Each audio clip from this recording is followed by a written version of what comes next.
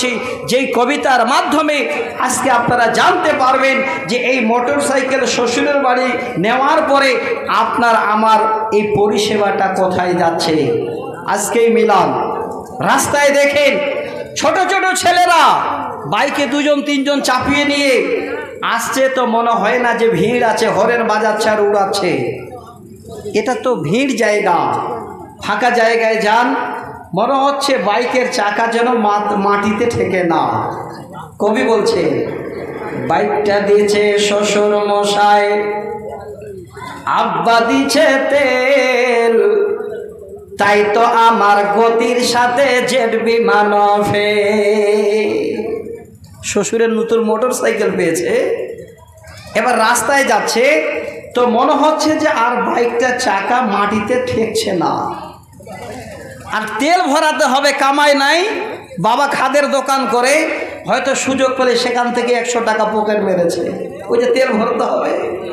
কবি যেন বলেন, বাইকটা দিয়েছে শ্বশুর মশাই, আব্বা দিছে তেল, তাই তো আমার গতির সাথে জেট বিমান ফেল।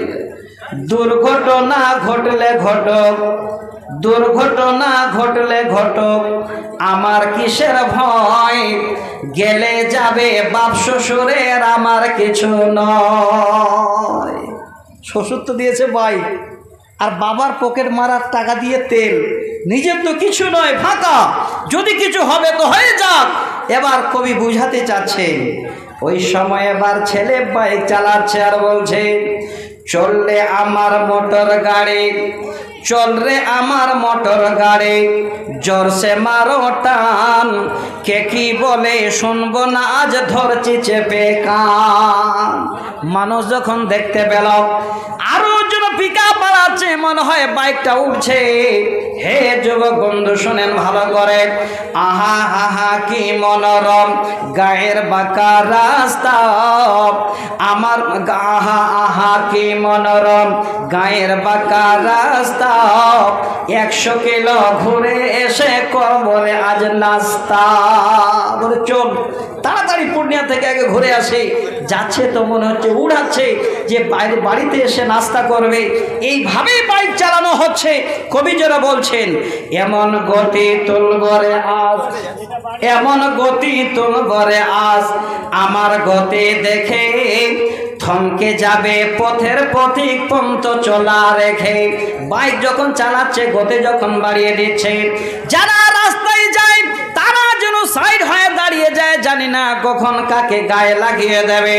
এটাই কবি যেন বুঝাতে চান, গতির চোটে কাঁপছে মানুষ, গতির চোটে কাঁপছে মানুষ, উড়ছে পথের ধুলো, লাফিয়ে উঠছে পথের ধারের বান্দা ছাগলগুলো। রাস্তা দিয়ে যাচ্ছে তো ছাগল গরুগুলো যেন সাইড হচ্ছে, ভয়ে পালাচ্ছে। এই গতি নিয়ে বর্তমান যুবকেরা জামাইরা তারা চলে। তাই কবি যেন বলেন, গতি আরো বাড়িয়ে দিলাম, গতি আরো বাড়িয়ে দিলাম, পদ্মা পেয়ে শুরু, হঠাৎ দেখি সামনে আমার বিশাল বড় গরু। এমন রাস্তার ধারে একটা গরু দাঁড়িয়ে আছে, আর বাইকটা যেন কন্ট্রোল করতে পারে না। ধাক্কা লেগে হুন্ডা আমার, ধাক্কা লেগে হুন্ডা আমার পড়ল গিয়ে খাদে। আমার তখন হুঁশ ছিল না, ফিরছে 2 দিন বাদে। দেখেন কত বড় দুর্ঘটনা ঘটে গেল। এমন করে বাইক চালাতে গিয়ে বাইক জনে এবার খাদে পড়ে গেছে, তার হুঁশ নাই, 2 দিন পরে হুঁশ ফিরছে। 2 দিন বাদে জ্ঞান ফিরলে চেয়ে দেখি ভাই, আমার যে 2 পা ছিল তার একটা সাথে না। এমন পড়েছে যে একটা পা একদম গুঁড়ো হয়ে গেছে, হয় কেটে ফেলতে হবে, না হলে অচল। হে যুবক, একটু সচেতন হন। কবিতাই যেন বলছেন, সকল কিছু শোনার পরে, সকল কিছু শোনার পরে চমকে গেল গা, বাইকটা নাকি ঠিক হয়ে আছে, আমার গেছে পা। বাইকটা ঠিক আছে, কিন্তু জামাই পা একদম ঠুটো হয়ে গেছে। যেটা ঘটছে বর্তমানে, আমার শখের বাইকে এখন, আমার শখের বাইকে এখন অন্য মানুষ চড়ে, পা হারিয়ে কান্দি আমি বন্দি হয়ে ঘরে। ঘরে বসে যেন আফসোস করছে। কি বুঝাতে যাচ্ছেন বসে ভাবি যদি পাটা পেতাম ফিরে, পা যখন কেটে গেছে, পা থেতে লেগেছে, পা যখন কেটে ফেলে দেওয়া হয়েছে, ঘরে বসে বসে তখন চিন্তা করছে, ঘরে বসে ভাবি যদি পাটা পেতাম ফিরে, টিড়িং বিড়িং ছেড়ে আমি বাইক চালাতাম ধীরে। এখন বলছে আর আমি বাইকটা জোরে চালাতাম না, আস্তে চালাতাম।